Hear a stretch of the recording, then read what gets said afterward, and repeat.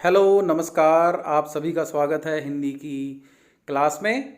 एक बार फिर से हम आपके सामने एक नया विषय लेके आए हैं, लिंग बदलो। आज हम इसके ऊपर नियम सहित उदाहरण सहित पूरे विस्तार से चर्चा करेंगे और जानेंगे कि लिंग कैसे बदला जाता है और लिंग कितने प्रकार के होते हैं। लेकिन उससे पहले आप सभी से गुजारिश है कि आप मेरे चैनल को सब्सक्राइब करें और लाइक का बटन जरूर दबाएं ताकि आपको नए नोटिफिकेशन मिलते रहें। तो देखिए, लिंग मैं उदाहरण से शुरू करता हूँ। लड़का पढ़ता है, कवि कविता सुनाता है। लड़की पढ़ती है, कवित्री कविता सुनाती है। उपर्युक्त क भाग के वाक्यों में लड़का तथा कवि शब्द पुरुष जाति का बोध कराते हैं तथा ख भाग के वाक्यों में लड़की तथा कवित्री शब्द स्त्रीलिंग जाति का बोध कराते हैं। तो मतलब एक पुरुष है और एक स्त्री है। अतः क भाग के शब्द पुल्लिंग तथा ख भाग के शब्द स्त्रीलिंग हैं। अतः शब्द के जिस रूप द्वारा यह पता चले कि जिसके विषय में बात की जा रही है वह पुरुष जाति का है या स्त्री जाति का, उसे लिंग कहा जाता है। तो हिंदी में दो लिंग हैं, पुल्लिंग और स्त्रीलिंग। पुल्लिंग मतलब पुरुष के साथ संबंधित और स्त्रीलिंग स्त्री के साथ संबंधित। तो पुल्लिंग पुरुष जाति का बोध कराने वाले शब्द पुल्लिंग कहलाते हैं। जैसे बालक पाठ पढ़ता है, शेर दहाड़ रहा है, तो इसमें बालक और शेर क्या हैं? पुल्लिंग हैं। और स्त्रीलिंग स्त्री जाति का बोध कराने वाले शब्द, जैसे मम्मी कहानी सुनाती है, लड़की गा रही है, तो इसमें मम्मी और लड़की जो शब्द आए हैं वो स्त्रीलिंग शब्द से संबंधित हैं, क्योंकि दोनों ही शब्द स्त्री जाति का बोध करा रहे हैं। तो हमें साधारणतया यह समझने की जरूरत है कि स्त्री जाति और पुरुष जाति से संबंधित ये जो शब्द हैं इनको हम लिंग पुल्लिंग में विभाजित करते हैं। अब हम इसके नियम के बारे में बात करेंगे। हिंदी में लिंग दो प्रकार के होते हैं, पुल्लिंग और स्त्रीलिंग। जैसा कि पहले मैंने आपको बताया, प्रत्येक संज्ञा शब्द या तो पुल्लिंग होता है या स्त्रीलिंग।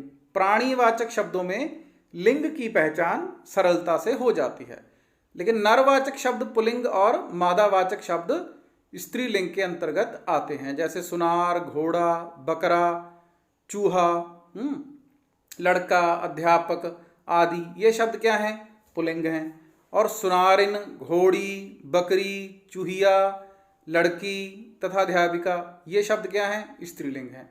तो निर्जीव वस्तुओं जैसे मेज, कुर्सी, किताब, पानी, दूध आदि, मतलब जो सांस नहीं लेती चीजें वो निर्जीव वस्तुएं आदि के लिंग निर्णय के संबंध में समस्या आती है कि इनका लिंग कौन सा है। तो इसका लिंग कैसे पता करेंगे, बताइए। जैसा यह मेरा कार है, यह मेरी कंप्यूटर है आदि। तो इस विषय में कुछ सामान्य नियम दिए जा रहे हैं कि जो निर्जीव वस्तुएं हैं उनका लिंग कैसे पता करें। ठीक है। अब जैसे पुल्लिंग की पहचान कैसे होती है? अकारांत तत्सम शब्द प्राय पुल्लिंग माने जाते हैं, जैसे धन, नगर, कर्म, जल, नर। अकारांत शब्द जो होते हैं वो क्या होते हैं? प्राय पुल्लिंग होते हैं, जैसे कपड़ा, राजा, रास्ता, लोटा, हीरा, आटा, लोहा, पिता, दादा आदि। अब देखो यहाँ पर ये भी कह सकते हैं कि इनमें से आप सबका वाक्य बना के देख लो। कपड़ा धोया जाता है, कपड़ा धोई जाती है नहीं। तो इससे भी आप क्लियर हो जाता है कि पुल्लिंग है या स्त्रीलिंग है। तो इसमें अपवाद क्या है? शोभा, लता, चिड़िया, माला, चूहिया, मैना आदि ये अपवाद हैं। पर्वतों के नाम पुल्लिंग होते हैं, जैसे हिमालय, सतपुड़ा, विंध्याचल। धातुओं के नाम प्राय पुल्लिंग होते हैं। तो ये सारे पुरुष आते हैं, जैसे सोना, पीतल, तांबा, लोहा आदि, है ना। सोना खरीदा जाता है, तांबा खरीदा जाता है। तो देशों के नाम भी पुल्लिंग होते हैं, भारत, चीन, श्रीलंका, नेपाल, जापान, पाकिस्तान, अमेरिका। तो इनमें वाक्य बना के भाई हम पता लगा सकते हैं। महीनों के नाम भी पुल्लिंग होते हैं, जैसे जनवरी, जनवरी का महीना है, जनवरी का महीना आता है, नॉट आती है ना। दिनों के नाम पुल्लिंग होते हैं, जैसे सोमवार, सोमवार को मैं गया था। मंगलवार, आज मंगलवार का दिन है। बुधवार। द्रव्य पदार्थ प्राय पुल्लिंग होते हैं, जैसे पानी, तेल, घी, शरबत, दूध आदि। तो आप इसका वाक्य बना के देख सकते हैं ना। बोतल में तेल पड़ा है, बोतल में तेल पड़ी है नहीं हम कहते, तो पड़ा है मतलब पुरुष, ये पुल्लिंग है। ग्रहों और तारों के नाम प्राय पुल्लिंग होते हैं, जैसे राहु, केतु, मंगल, बुध, सूर्य, चंद्र, शुक्र, शनि आदि। वृक्षों के नाम प्राय पुल्लिंग होते हैं, जैसे कीकर, नींबू, संतरा, पीपल, जामुन, चीड़, अनार आदि। अपवाद क्या है? लीची, खजूर, नीम, इमली। इनमें थोड़ा सा अपवाद है कि ये पुल्लिंग है या स्त्रीलिंग है, ये अपवाद है। तो दोनों तरफ इनका प्रयोग हो जाता है जो शब्द अपवाद में होते हैं।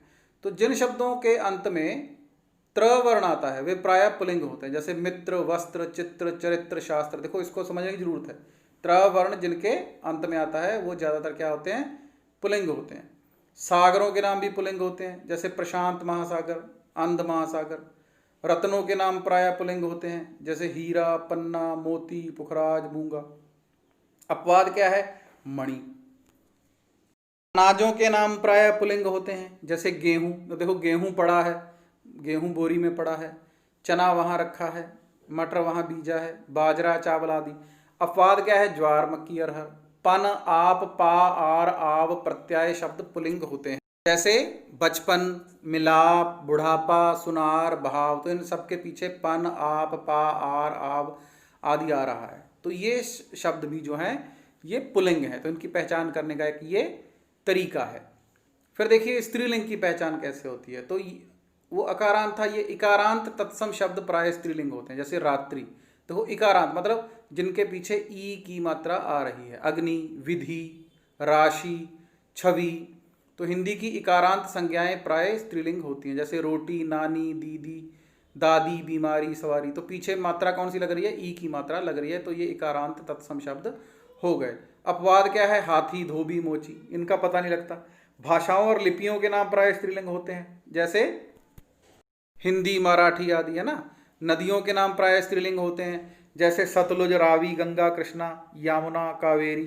तो जब आप इसको बोलोगे, देखो गंगा बहती है, रावी बहती है, यमुना बहती है, तो हम सबके पीछे क्या लग रहे हैं, ती लगा रहे हैं। तो वो कौन सी हो गई, स्त्रीलिंग हो गई।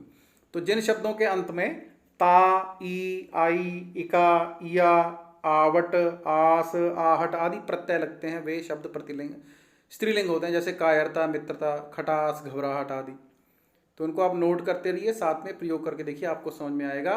इसी प्रकार उ अंत वाली तत्सम संज्ञाएं प्राय स्त्रीलिंग होती हैं, जैसे आयु, धातु, वस्तु। जिनके पीछे उ की मात्रा लगी होती है वो भी स्त्रीलिंग होती हैं।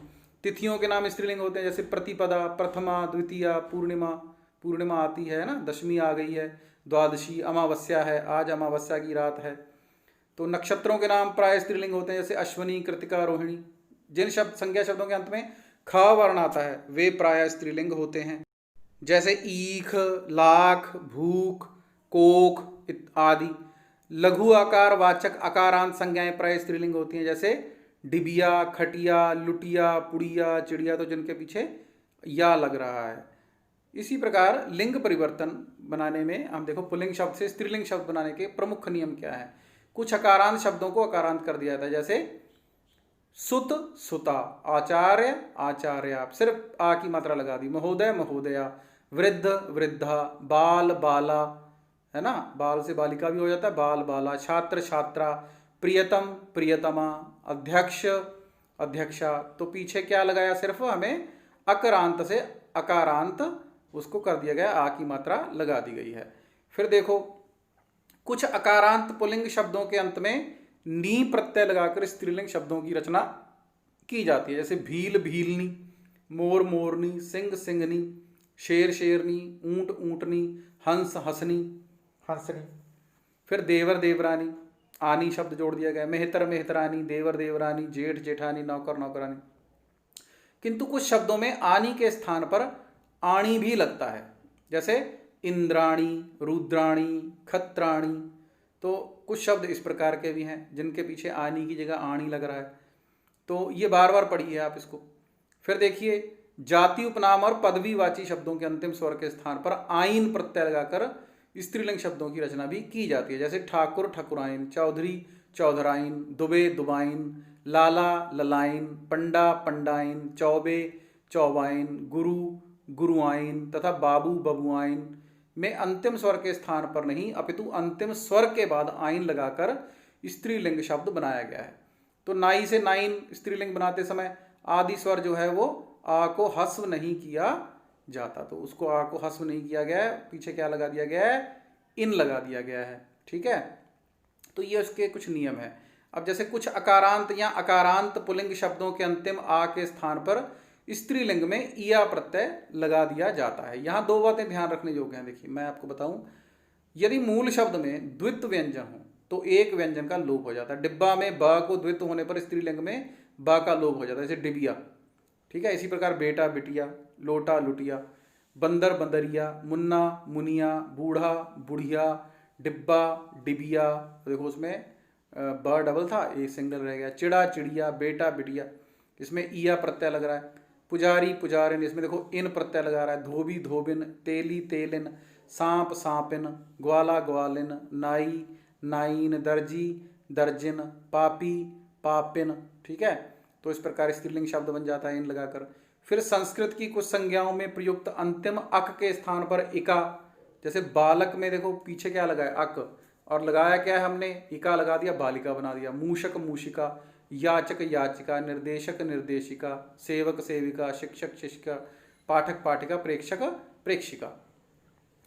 कुछ शब्दों के अंतिम ता के स्थान पर त्री लगा देने से स्त्रीलिंग बन जाता है, जैसे नेता नेत्री, अभिनेता अभिनेत्री, दाता धात्री, कर्ता कर्त्री, अभिनेता अभिनेत्री, दाता दात्री, भारता भर्तृ, ठीक है।